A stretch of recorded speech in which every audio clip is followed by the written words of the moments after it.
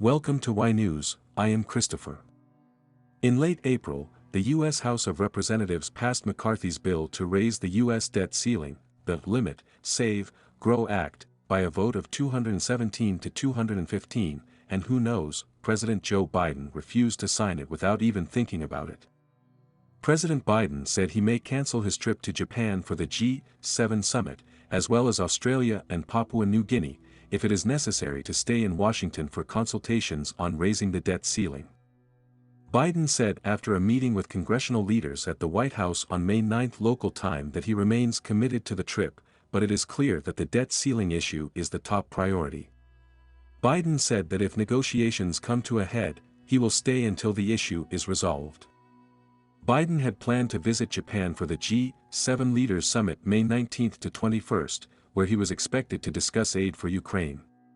He then planned to travel to Papua New Guinea, Australia and other places to participate in forums and return to Washington after May 24.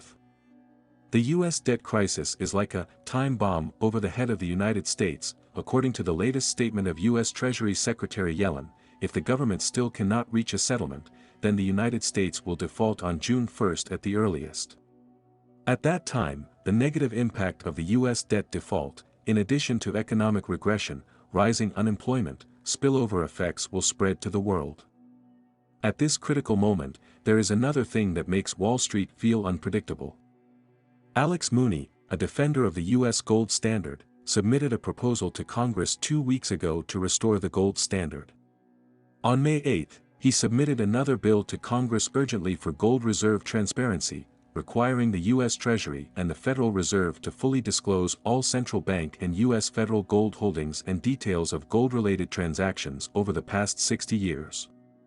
The bill also requires the Comptroller General to immediately conduct a comprehensive measurement, inventory, and physical audit of U.S. gold reserves. Mooney said the lack of transparency by U.S. federal authorities has eroded public confidence and allowed countries around the world to begin to question the safety of the gold reserves the U.S. keeps for more than 60 countries around the world.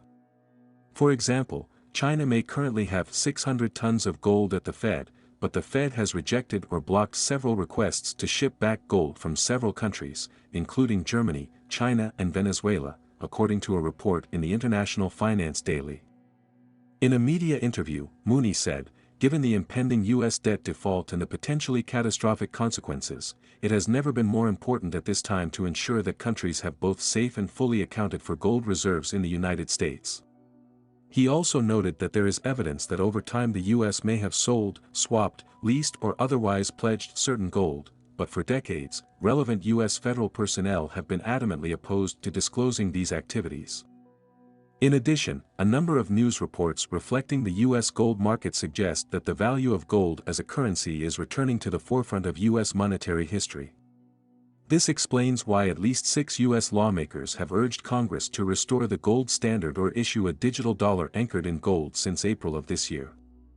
But to add insult to injury, the U.S. Treasury is also issuing new debt at record high yields to attract investors, which will cause a sharp spike in short-term U.S. bond yields, compounded by the looming expectation of a debt default, which will further exacerbate the inversion of the long-term and short-term U.S. bond yield curves, exacerbate the dollar shortage phenomenon, and cause increased redemption pressure in the market and the expectation of a U.S. recession, thus making the U.S. Treasury more quickly. The U.S. Treasury will lose the ability to bail out its own debt. The biggest difference between the Democratic Party and the Republican Party about raising the U.S. debt ceiling is that the Republican Party believes that the government's debt should be restrained a little bit, so it proposed some restrictive measures, but the ruling Democratic Party believes that the matter of raising the U.S. debt ceiling, the Republican Party must not set any terms and conditions, must be unconditionally adopted. I have to say, raise the U.S. debt ceiling, put in the past is not a difficult thing. Or just a few decades, the U.S. debt is not possible from zero to the current amazing $31.4 trillion.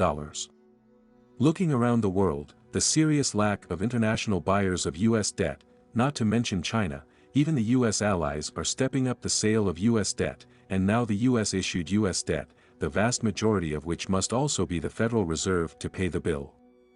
The terrible consequences of default on U.S. debt. The U.S. Treasury Secretary Yellen has issued numerous warnings, but in this context, the U.S. bipartisan party is present in the fierce struggle. This moment, the interests of the American people is a small matter, the party is the real big deal. If the U.S. debt really default, what will other countries do? Look at the Saudi operation will know. The Middle East oil-producing country Saudi Arabia in the past 2 years, selling 40% of the U.S. debt, the eve of joining the BRICS, and began a new round of selling U.S. debt. As early as 2020, Saudi Arabia has publicly stated that once the U.S. debt default, then Saudi Arabia has a reason to tear up the dollar oil.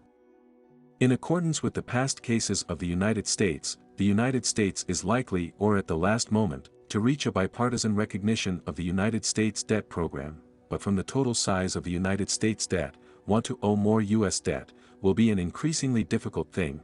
Now is the battle between the two parties in the United States, to the future. Perhaps the American people are involved in the process of this struggle to come. Whether or not the U.S. debt will default this time, countries around the world, including China, have to be prepared in advance, in case the U.S. really wants to kidnap the world's economy, more away more a future.